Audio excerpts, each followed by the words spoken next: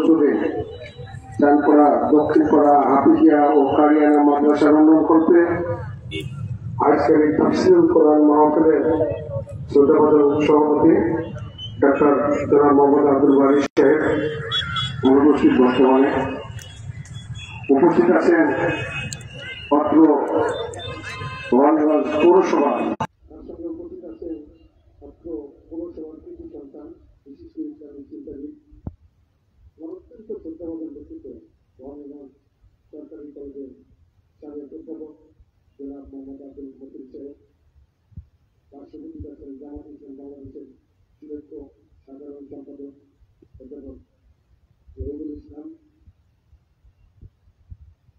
উপস্থিত মায়ানগঞ্জের সুদক্ষ সভাপতি আমাদের প্রিয় ভাই রবির আলী ভাই, সঞ্চালক বিএনপি মামুন ভাই সহ মন্ত্রী অভিষ্ট অন্যান্য নেতৃবৃন্দ, আমাদের এই চলমান তাফসীরুল কোরআন মাহফিলে আমাদের সকলের প্রথম দিন ওলামা কেরামবৃন্দ, সামনে অনুষ্ঠিত মোস্তারা একরাম ভাইরা, পর্দার আড়ালের মা ও বোনেরা, সাংবাদিক ভাইরা, আইন শৃঙ্খলা বাহিনীর ভাইরা, সকলকে জানাই সালাম। আসসালামু আলাইকুম ওয়া রাহমাতুল্লাহ।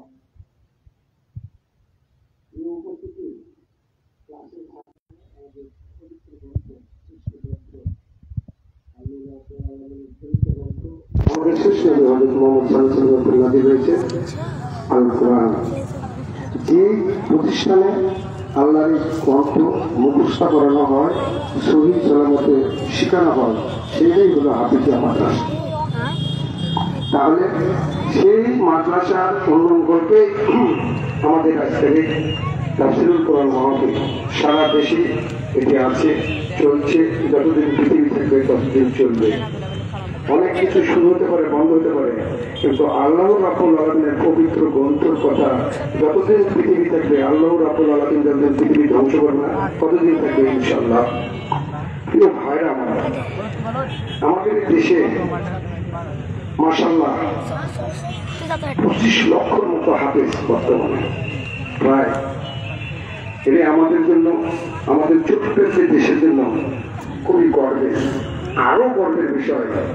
বিভিন্ন দেশে হাফেজদের প্রতিযোগিতা হয়, কালেমা নামাজে যাওয়া হয়, কি বলেন আপনারা? লা ইলাহা ইল্লাল্লাহু মুহাম্মাদুর রাসূলুল্লাহ, আল্লাহ এবং অতীত হযরত মুহাম্মদ সাল্লাল্লাহু আলাইহি ওয়াসাল্লাম আমাদের নবী ও রাসূল। এখন বাংলা মিডিয়ামে, আরবি ভাষী না, বাংলা মিডিয়ামে কোরআন শরীফ আসছে, অর্থ সহকারে দেখা আসছে। আমরা সকলে আমল করবো। ইতিপূর্বে অথবা আমরা বাংলা লেখাপড়া জানতো না, আমরা নিরক্ষরতা দূরীকরণের জন্য কাজ করেছি। সেখান থেকে অনেক উন্নতি ঘরে ঘরে আমরা শিক্ষার আলো জ্বলছে। তো কোরআনের আলো ঘরে ঘরে জ্বালানোর চেষ্টা করবো, মাশাআল্লাহ একেবারে। তাই আমরা এই হাফিজিয়া মাদ্রাসা যেভাবে তৈরি হয়েছে, এই হাফিজিয়া মাদ্রাসার জন্য আমরা সদা সর্বদা লক্ষ্য রাখার চেষ্টা করবো ইনশাআল্লাহ।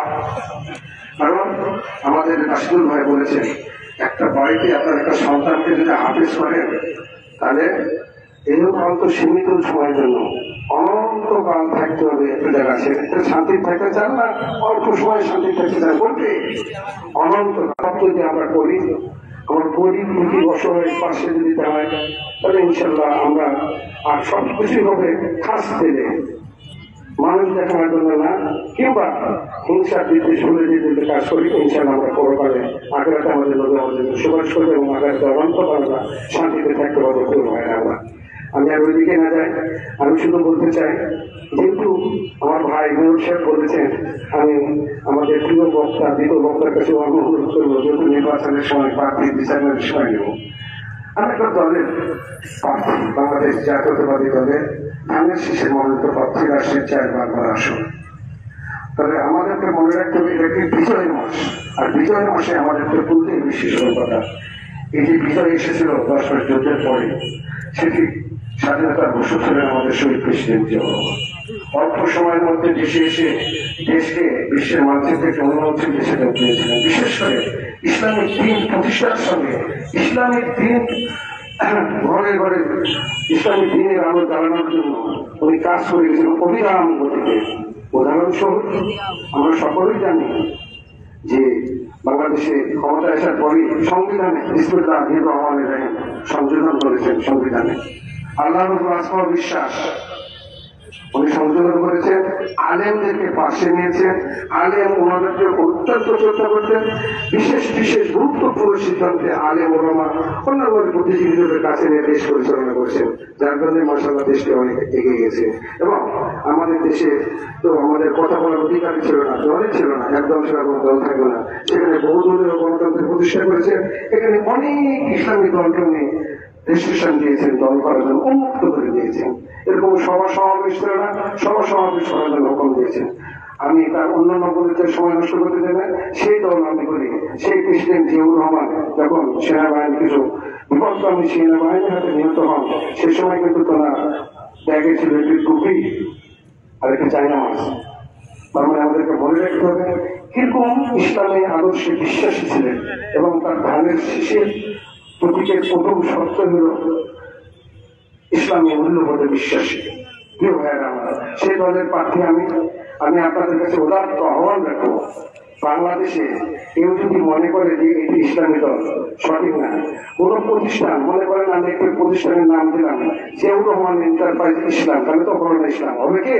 ইসলাম থাকতে হবে হৃদয়ে, ইসলাম থাকতে হবে অন্তরের অন্তঃস্থলে, ইসলাম নিয়োগের প্রতিষ্ঠা। সেই কাজটি করে গেছেন জিয়াউর রহমান। উনি মন্ত্রী পরিষদ গঠন করেছেন, দেশ পরিচালনা করেছেন। তারই জ্যেষ্ঠ পুত্র আমাদের জনাব তারেক রহমান সাহেব, উনি দলে এসেছেন আমাদের রাষ্ট্র কাঠামো মেরামতের জন্য একটি দফা কর্মসূচি দিয়েছেন। সোশ্যাল মিডিয়ার যুগ আমরা সকলে লক্ষ্য করছি। কয়েকদিন আগে সোশ্যাল মিডিয়াতে বলেছেন উনি বাংলাদেশে যে সকল মসজিদ আছে প্রত্যেকটি মসজিদের ইমাম এবং মুয়াজ্জিনদের জন্য আমরা যদি দল ক্ষমতায় আসে তাদের ভাতা দেওয়া যথেষ্ট সম্মানিত করা হবে। কেন বলেছেন? যে ওনারা শুধু মুয়াজ্জিন না, ইমামই না, সমাজ সংস্কারের জন্য, ইসলামী দিন প্রতিষ্ঠার জন্য, মানুষের কল্যাণের সর্বক্ষণে কাজ করে যায়।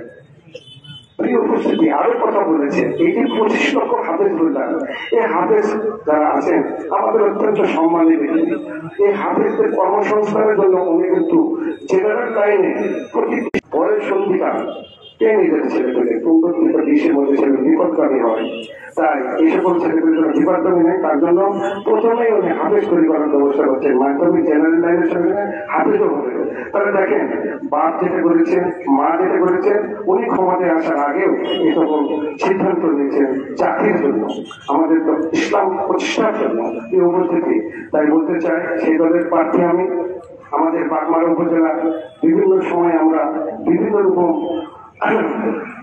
আইন শৃঙ্খলা অবনীত করেছি, অনেকেই শহীদ হয়েছেন। যেমন শহীদ হয়েছেন আজকের আমাদের অতিথি, আমার বন্ধু রাজ্জাকের, আমার সাবেক রাজ্জাকের আব্বা আমাদের আততায়ী হাতে নিহত হয়েছেন, বিপদগামী কিছু লোকের হাতে নিহত হয়েছেন। জানি তো আমরা নাকি এই ধরনের অনেকে নিহত হয়েছেন। সেখান থেকে আমাদের বাগমারাকে ভালো একটি জায়গায় নিয়ে এসে দরকার। এই যে ইসলাম প্রচারের জন্য যে সকল মসজিদ মাদ্রাসা আছে সে সকল বিষয়ে উন্নয়নের দরকার। আমাদের যে সকল মাদ্রাসা আছে, অনেক মাদ্রাসা আছে, এই মাদ্রাসাগুলোকে আধুনিক এবং করার দরকার। বিশেষ করে আমাদের রাস্তাঘাটের উন্নয়নের দরকার, স্বাস্থ্য সেবার উন্নয়নের দরকার। বাংলাদেশে যে সকল নির্বাচনী এলাকা আছে বলতে গেলে অনেক উপজেলার শ্রেণী টাউন, আর আমার কাছে বলতে গেলে গ্রাম, প্রকৃতই গ্রাম, এখনো শহরের কোনো সময় পড়েনি। তাই আমি বলতে চাই এবারের যে নির্বাচন দেশের উন্নয়নের নির্বাচন। আমরা সকলের প্রতি অনুরোধ রাখবো আপনারা আমার জন্য দোয়া করবেন। আপনাদের প্রত্যক্ষ ভোট ধানের শীষে দিয়ে আমাকে বিজয়ী করবেন ইনশাল্লাহ। আল্লাহ রাব্বুল আলামিন যদি আপনাদের দোয়া কবুল করেন, আপনাদের ভোট যদি আল্লাহ কবুল করেন, আমাকে যদি আল্লাহ রাব্বুল আলামিন সম্মান দেওয়ার মালিক, উনি রাজাকে রাস্তার নামাতে পারেন, রাস্তার প্রবৃত্তি করতে রাজা করতে বাচ্চা বানাতে পারেন। আল্লাহ রাব্বুল আলামিন যদি কবুল করেন ইনশাল্লাহ এই পিছিয়ে পড়া বাগমারা ইসলামিক দিন প্রতিষ্ঠার জন্য অবিরাম গতিতে কাজ করে যাব। এই সকল শিক্ষা প্রতিষ্ঠান মাদ্রাসা শিক্ষার জন্য অবিরাম গতিতে আপনাদেরকে সঙ্গে করে কাজ করে দেবো। স্বাস্থ্য সেবা সুনিশ্চিত করার জন্য যেন সবার যেতে না হয়। বাগমারা উপজেলা যে আমাদের স্বাস্থ্য কমপ্লেক্স আছে, সেই স্বাস্থ্য কমপ্লেক্সে আমি নামাজ পড়লাম, আমার মনে করেন আপন ভাতিজি না খেয়ে আছে, তার থেকে তাকালাম না, সে নামাজ কি কবুল হবে? বলেন এগুলো বিভিন্ন আমরা লক্ষ্য রাখবো। আমরা তাই বলতে চাই, আমি একজন শিক্ষক মানুষ, একটা হাই স্কুলের প্রধান শিক্ষক, আমার ওয়াইফ একটা কলেজের অধ্যাপক, আমি একটা কলেজের অধ্যক্ষ ছিলাম, আমার মেয়ে ডাক্তার হয়েছে, ছেলে ইন্টার পাস করতে করেছে যাবো। আপনারা দেখেন চেয়ারম্যান ছিলাম, উপজেলা চেয়ারম্যান ছিলাম, 12 বছর নির্বাচিত প্রতিনিধি, কিন্তু মানুষ সমালোচনা করাটাও খারাপ, কারো সমালোচনা করতে চাই না। বিশেষ করে একটি কথাই বলবো, যিনি মাননীয় সংসদ সদস্য নির্বাচিত হবেন ওনাকে অবশ্যই রাজনৈতিক জ্ঞানে গুণান্বিত হওয়া উচিত। শিক্ষকতা ইউনিয়ন পরিষদের চেয়ারম্যান, জনসাধারণের সঙ্গে মেশার ক্ষমতা হয়েছে, কিভাবে উন্নয়ন করতে হয়, কোন প্রতিষ্ঠান উন্নয়ন করা, উপজেলা চেয়ারম্যান ছিলাম, যারা পাট মারা মেশার আমার সৌভাগ্য হয়েছে, কোন কোন রাস্তাঘাটের অবশেষে আমার মায়ের জন্য মনোজাত করবেন, অনন্ত বিলম্বে যদি আমাদের মাসে ফিরে আসেন এই প্রজাতি কামনা করে উপস্থিত সকলের সুস্বাস্থ্য দীর্ঘ কামনা করে আমি আমার সংক্ষিপ্ত বক্তব্য শেষ করছি। আল্লাহ হাফিজ।